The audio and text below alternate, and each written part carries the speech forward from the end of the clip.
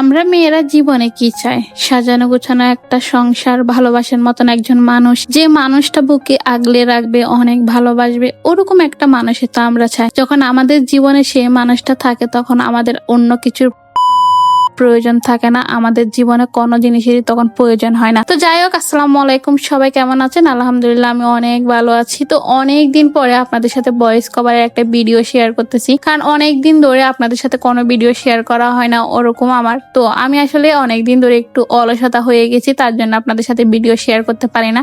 আমার চোখ দেখে বুঝতে পারতেছেন আমার চোখগুলো অনেকটা ফুলা ফুলা, কারণ অনেক দিন ধরে একটু করে অসুস্থ ছিলাম। তো তার জন্য আর আপনাদের মাঝে অতটা ভিডিও শেয়ার করতে পারতেছি না। আর আপনারা সবাই কেমন আছেন অবশ্যই কমেন্টে জানাবেন। তো শুরুতে একটা কথা বলেছিলাম, আমি যে মেয়েটা এক টাইমে রান্না পর্যন্ত করতে পারতাম না, সংসারের কাজ কি বলে, সংসার কি বলে সেটাই বুঝতাম না। আজ সে মেয়েটা সংসার গুছিয়ে গাছিয়ে নিতে, কাজ করতে অনেক ভালোবাসি, অনেক পছন্দ করি। বাট আমার কাছে হচ্ছে যে কি কোটি কোটি টাকার প্রয়োজন নেই। আমার কাছে হচ্ছে যে কি একটা সাজানো গোছানো সংসার থাকলে, একজন ভালোবাসার মতন মানুষ থাকলে, বাট আমি যাকে বিয়ে করব সেই মানুষটা আমাকে যদি যথেষ্ট পরিমাণ ভালোবাসে, তাহলে আমি মনে করি আমার দুনিয়াতে আর কোনো জিনিসেরই প্রয়োজন নেই। তার সাথে সুখে শান্তিতে থাকবো সারা জীবন, একে অপরের হাত শক্ত করে ধরে সংসার করব। তো যাই হোক, আপনাদের সাথে মূল কথাটা শেয়ার করে, তো আজকে হচ্ছে যে কি আমি রান্না বান্নার কিছু ভিডিও আপনাদের সাথে শেয়ার করতেছি, অর্থাৎ আমাদের সংসারে যা কাজ করি নিত্যদিনের ওই কাজগুলা। তো আজকে আমি যেহেতু খুবই নর্মাল খাবারগুলো বানাবো, কারণ এত বেশি খাবার বানাতে পারতেছি না। আমি আজকে কদিন খুবই অলসতা বলতেছি না, একটু অসুস্থর মধ্যে যাচ্ছি তার জন্য। তো প্রথমত কথা হচ্ছে যে কি আমি আজকে হচ্ছে মিষ্টি কুমড়া ভাজি করবো, আর হচ্ছে যে কি চিংড়ি মাছ দিয়ে আলু দিয়ে ভাজি করবো, কারণ আমার হাজবেন্ডের হচ্ছে যে কি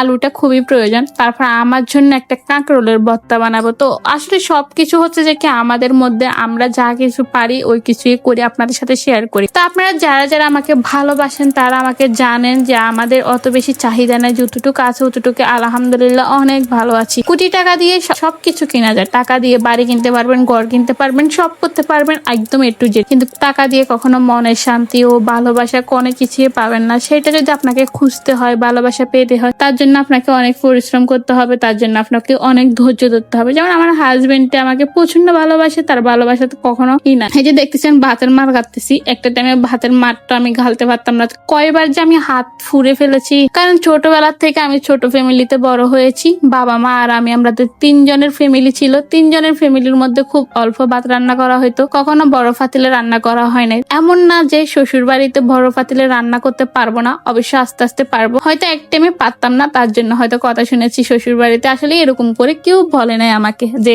কেন পারো না, এটা কেন পারো না, এরকম কথা কেন শ্বশুর বাড়িতে কেউ এখনো বলে নাই। তো আসলে আমি যেটা পারি না সেটা আমি শিখার চেষ্টা করি, সেটা আমি বোঝার চেষ্টা করি। সব মানুষের সাথে আমার কথা হচ্ছে যে আমি যেটা পারি না সেটা আমি শিখে নেব। আর প্রথম কথা হচ্ছে যে কি আমার একটা বাজে অভ্যাস আছে। বাজে অভ্যাস হচ্ছে যে কি আমি অল্পতে রেগে যাই, আমার এটাই সবচেয়ে বাজে অভ্যাস। এটা কেন জানি না আমার সাথে হয় বারবার, সেটাই আমি বুঝতে পারি না। আমার অভ্যাসটা হচ্ছে খুবই খারাপ, আমি অল্পতে রেগে যাই, অল্পতে আমার অনেক রাগ আসে। তো আসলে আমি কাকে কখন কি বলে ফেলি সেটাই বুঝতে পারি না। তো সবসময় আপনারা সব আমাকে ভালোবাসা দিবেন আর সবাই পাশে থাকবেন, সবাই খুব সুন্দর সুন্দর কমেন্ট করবেন। আজকে যেহেতু আমি রান্না বান্না করতেছি আর আমার হচ্ছে যে কি আলু ভাজাটা হয়ে গেছে, এটা হচ্ছে আমার কাঁকরোলের ভর্তা। যেহেতু আমার হাজবেন্ডে খায় না, সে সবসময় ফাটা ভাতটা বেশি পছন্দ করে। তো আমার হচ্ছে যে কি আমি কি বলতেছি, আমার কাজ করতে ইচ্ছে করতেছে না, তো আমি আসলে ফাটায় বাটার মতন ওই অভ্যাসটা আমার খুবই আছে, আমি অনেক পছন্দ করি এগুলা। তো আসলে আমি ইদানিং অনেকদিন ধরে এগুলা করতেছি না, তাই চাইতেছি একটু না করে থাকার জন্য। তো তার জন্য